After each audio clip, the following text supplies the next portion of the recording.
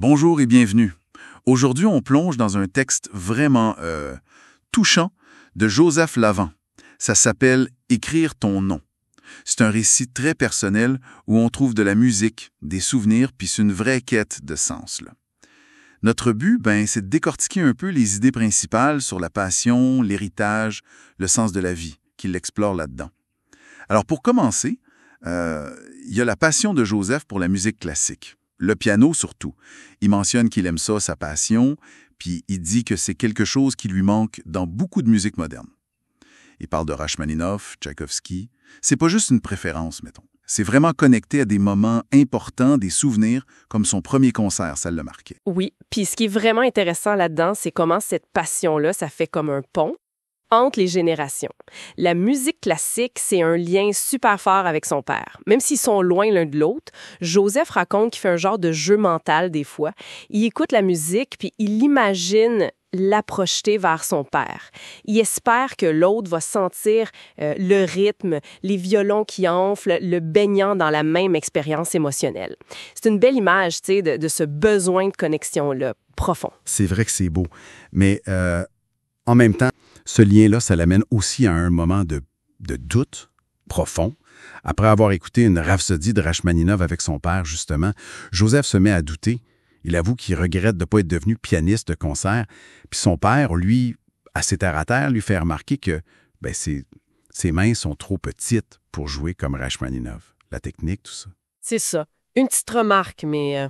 Oui, puis ça lance toute une introspection chez Joseph. Vraiment, son père lui demande net « Tu n'es pas heureux de ce que tu es devenu ». Et la réponse de Joseph, elle est assez directe. Non.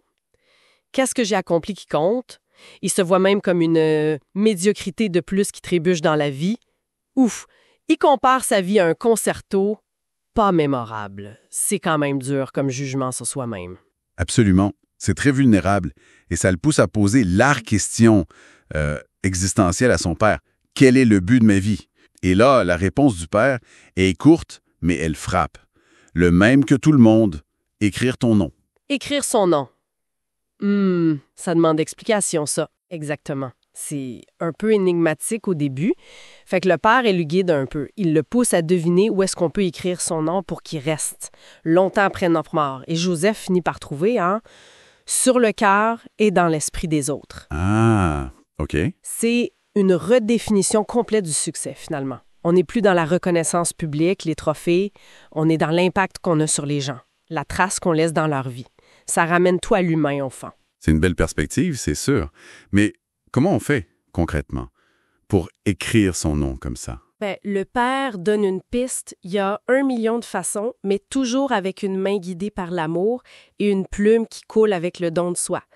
Donc, l'accent est mis sur l'altruisme, l'amour, la générosité. C'est ça les vrais outils pour bâtir cet héritage-là. Un héritage qui n'est pas matériel, mais qui dure. C'est moins ce qu'on fait que le comment puis le pourquoi. Puis là, Joseph a comme une illumination. En regardant son père qui écoute la musique, tout absorbé, il réalise que son père, lui, il a déjà réussi ça. Il a écrit son nom sur son cœur et dans son esprit depuis toujours. Puis comment? Justement, par son amour, ses conseils, sa sagesse. Et le texte précise que c'est souvent par des gestes minuscules, parfois imperceptibles, mais qui laissent leur marque quand même. Ça montre bien que l'impact, c'est pas forcément dans le grandiose, là. Tout à fait. Puis ça nous amène à nous questionner, nous aussi, comment on mesure cet impact-là. Celui qui se voit pas sur un CV, tu sais. Le texte suggère que cet héritage, il se construit jour après jour, dans les petits gestes d'amour, de soutien, dans la qualité de nos relations, finalement. Et Joseph, lui, il conclut qu'il n'a pas assez fait de choses dans ce sens-là. Pas encore. Alors il prend une décision, en silence. Il va faire un meilleur travail pour écrire son nom. Le dernier conseil de son père, c'est presque un coup de pied pour démarrer. N'oublie pas qu'on est tous que des visiteurs ici. Peut-être qu'il est temps de prendre tes outils et te mettre au travail. C'est un appel à l'action, à pas remettre à plus tard le fait de vivre de façon significative. Exactement. Alors, qu'est-ce qu'on retire de tout ça?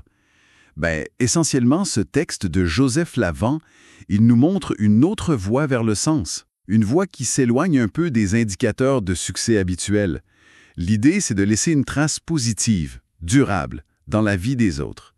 Par l'amour, par le don de soi, c'est ça le vrai héritage, selon le texte. Puis pour pousser la réflexion un peu plus loin, si notre but principal, ça devenait vraiment d'écrire notre nom sur les cœurs, dans les esprits, plutôt que sur des diplômes ou des comptes en banque, comment ça changerait nos choix tous les jours, nos priorités, nos actions? C'est une excellente question pour terminer. Ça laisse matière à réflexion. Pour les personnes qui voudraient lire le récit original de Joseph Lavant, le lien est dans la description.